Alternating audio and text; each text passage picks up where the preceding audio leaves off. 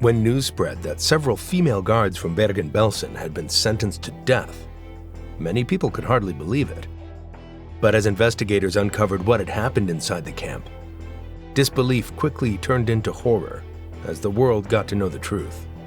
A truth that was far darker than anyone expected.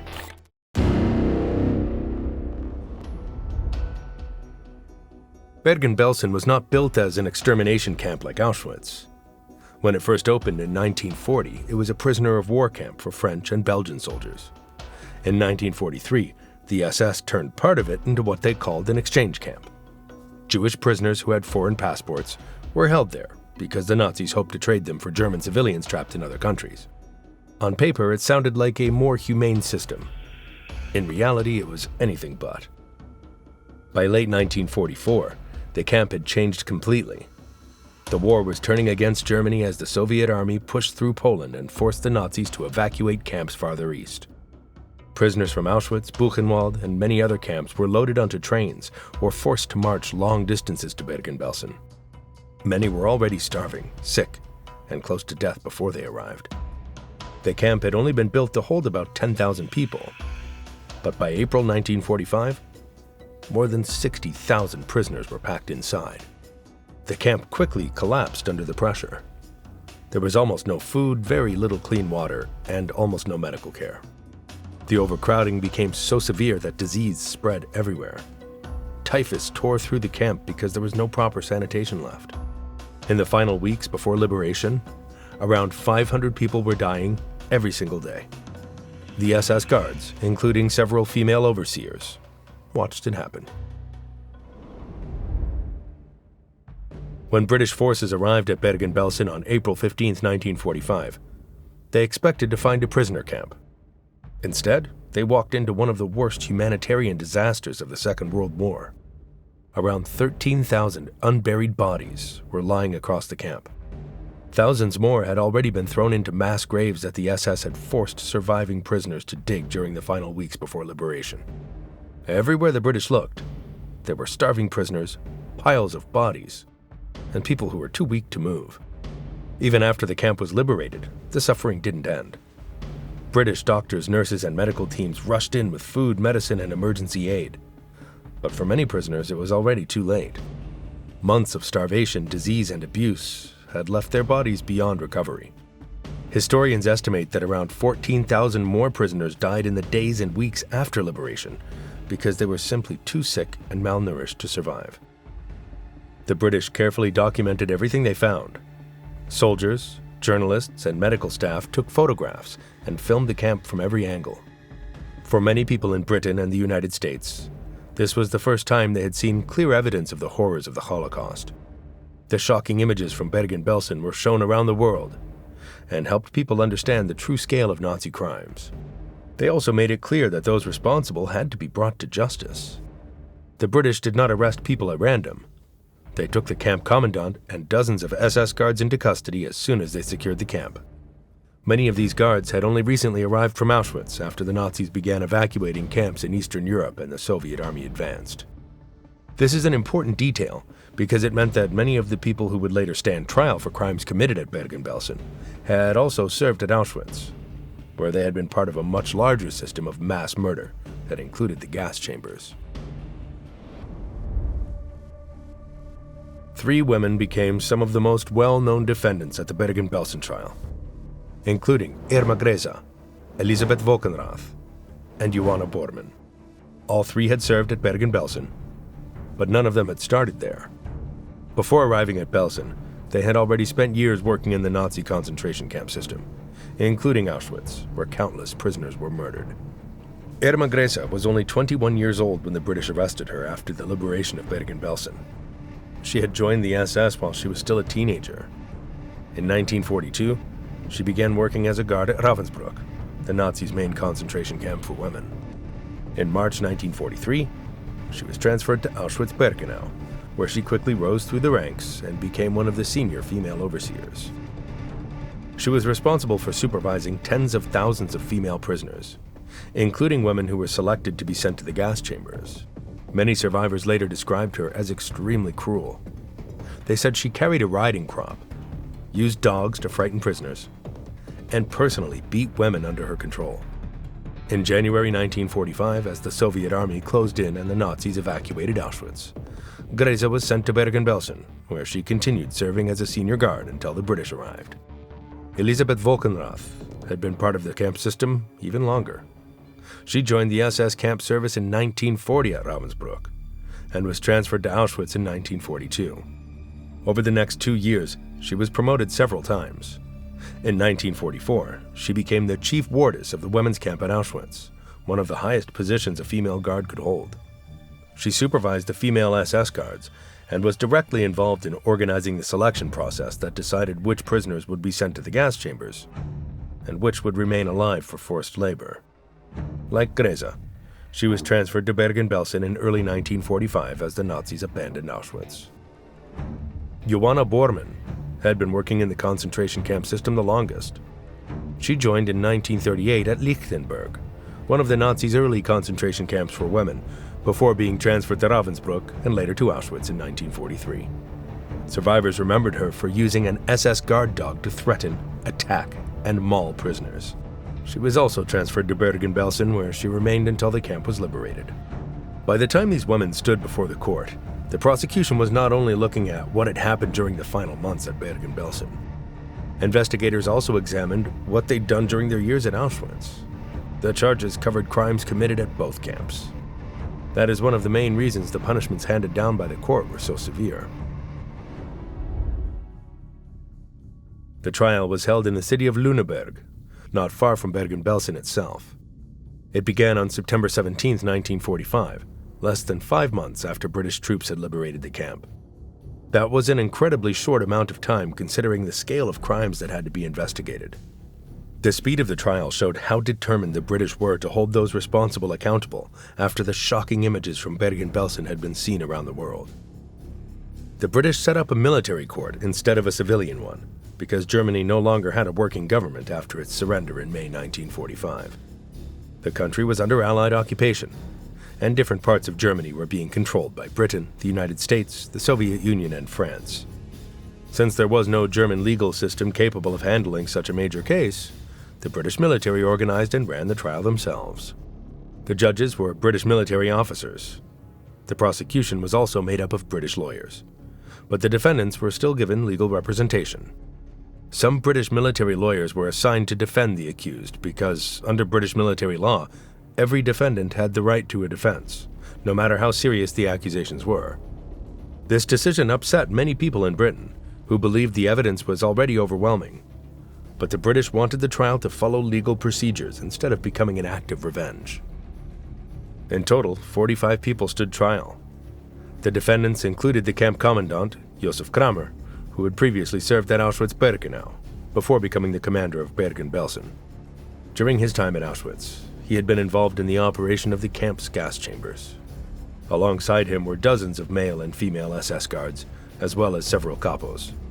Kapos were prisoners who'd been given authority over other prisoners by the SS. Some used that power to help others survive, but others became extremely violent and were accused of abusing and beating fellow inmates. Those accused of such crimes were also brought before the court. 16 of the 45 defendants were women. At the time, this shocked many people. Most of the public still struggled to believe that women could take part in such brutal crimes inside the concentration camps. As a result, newspapers paid enormous attention to the female guards during the trial.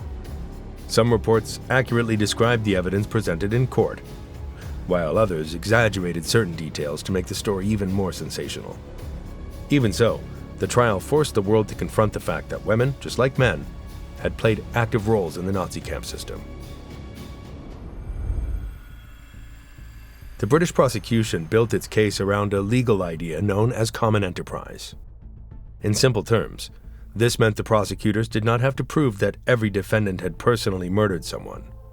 If a guard knowingly took part in running a camp where prisoners were deliberately starved, abused, and left to die, and helped keep that system operating, they could still be held legally responsible for the crimes committed there. The court viewed the concentration camp system as a criminal operation, and those who willingly helped run it could be held accountable. For the charges related to Bergen-Belsen, The prosecution forced on the terrible conditions inside the camp during its final months. Survivors described constant starvation, brutal beatings, the complete lack of medical care, and the spread of deadly diseases like typhus. They also spoke about guards who ignored dying prisoners or physically abused them. In several cases, witnesses described specific acts of violence that directly led to prisoners' deaths. Many of these witnesses had only recently survived the camp themselves. They were still recovering in British military hospitals near Bergen-Belsen when they came to testify about what they'd seen with their own eyes. For the defendants who had also served at Auschwitz, including Irma Gresa, Elisabeth Volkenrath, and Joanna Bormann, the evidence went even further. Prosecutors examined their roles in the selection process at Auschwitz. When trains carrying Jewish prisoners arrived, SS officers and guards separated people into different groups. Those considered healthy enough to work were sent to forced labor. Those judged too old, too young, too sick, or too weak were often sent straight to the gas chambers and killed shortly after arriving. Witnesses testified that some of the female guards took part in these selections. They also described cases where prisoners were chosen for death over something as simple as looking too weak to work or attracting unwanted attention from the guards. The trial lasted 54 days, covering most of September and October 1945. During that time, the court heard testimony from dozens of witnesses, examined official documents, and reviewed photographs and film taken by British troops when they liberated the camp. Together, this evidence painted a detailed picture of what had happened inside the camp and the roles many of the defendants had played. On November 17, 1945, after weeks of testimony and evidence, the court finally announced its verdicts. Of the 45 defendants, 30 were found guilty of at least some of the charges against them. One defendant died before the trial ended, so no verdict was given in that case. Among the 16 women who stood trial, 11 were convicted of war crimes. In total, the court handed down 11 death sentences. One of those was given to the camp commandant, Josef Kramer, along with several male SS guards. Irma Gresa, Elisabeth Volkenrath, and Joanna Bormann were also among those sentenced to death. The court concluded that all three had played major roles in the abuse, suffering, and deaths of prisoners during their time in the concentration camp system. Not every female guard received the same punishment. Two other female guards, Gerta Botha and Ilse Lotha, were both found guilty and sentenced to long prison terms rather than execution. Although the court ruled that they had committed war crimes, it decided that the evidence didn't show the same level of direct responsibility for killings and extreme cruelty as it did for the women who received death sentences. This is an important detail that's often left out when people talk about the Belsen trial. The judges did not treat every female defendant the same. The judges concluded that Irma Gresa, Elisabeth Volkenrath, and Joanna Bormann were not simply people working inside a brutal system. According to the prosecution's evidence, they had personally taken part in acts of cruelty and violence on multiple occasions. The court believed their actions went beyond merely obeying orders and showed direct involvement in causing suffering and death. For Irma Gresa, witnesses testified that she personally beat prisoners and abused women under her supervision. The court concluded that she was not just present during selections, but actively involved in them. Elisabeth Volkenrath faced some of the most serious accusations because of her high position within the camp system. Witnesses testified that she helped organize and oversee the selections. Because of her senior rank, the court viewed her decisions as having a direct impact on the deaths of prisoners, rather than simply carrying out orders from others. For Joanna Bormann, survivors testified that the dog she used caused serious injuries. The court considered this evidence when deciding that she had personally participated in acts of cruelty against inmates. The legal standards used by British war crimes courts after the Second World War allowed the death penalty for individuals who had taken an active role in mass atrocities. The judges generally distinguished between people who simply worked within the system and those who personally carried out abuse, showed particular cruelty, or used their authority to inflict suffering. In the court's view, Gresa, Volkenrath, and Bormann had crossed that line. Based on testimony from multiple witnesses and the evidence presented during the trial, the judges concluded that their actions were serious enough to warrant the harshest punishment available. It's also important to understand the atmosphere in which these trials took place.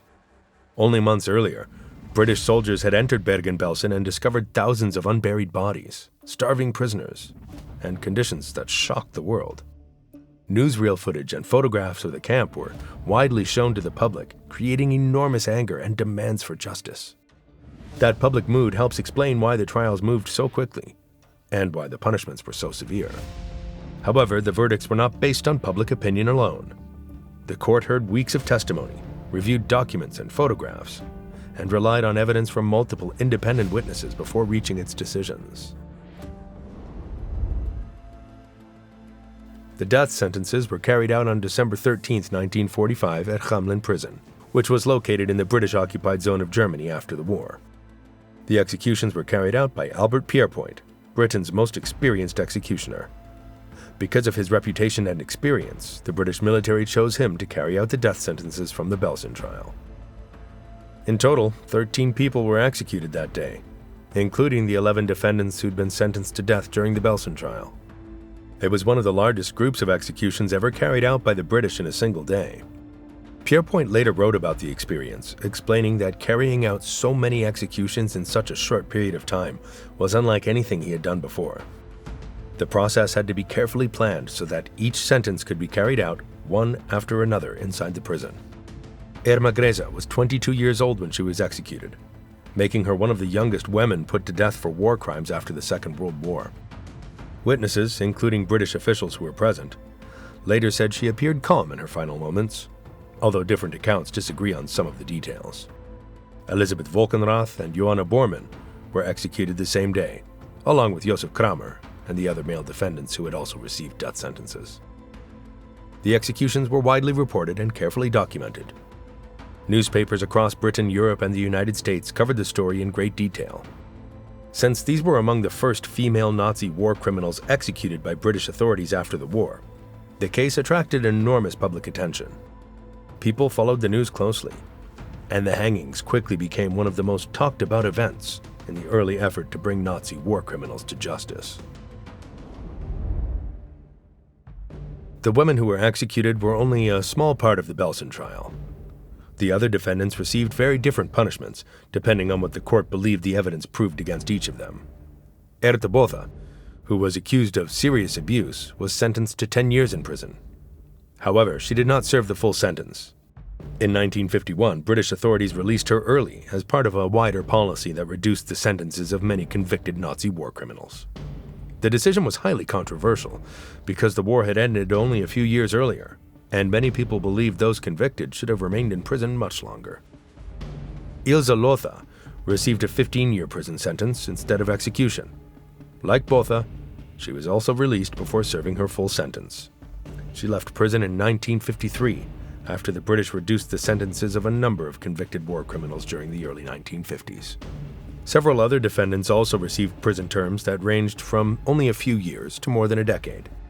The exact sentence depended on the evidence presented against each individual. At the same time, 14 defendants, both men and women, were found not guilty and acquitted because the court decided there was not enough reliable evidence to prove they'd personally committed the crimes they were accused of, even though they'd worked within the concentration camp system. This is one of the most important things to understand about the Belsen trial. The British military court did not automatically punish everyone simply because they had worn an SS uniform or worked at Bergen-Belsen. Instead, the judges examined the evidence against each defendant separately. Witness testimony, documents, photographs, and each person's role inside the camps were all considered before a verdict was reached. That's why some guards received death sentences, others were sent to prison, and some were acquitted altogether. The court believed the punishment should match the level of responsibility that could be proven for each individual.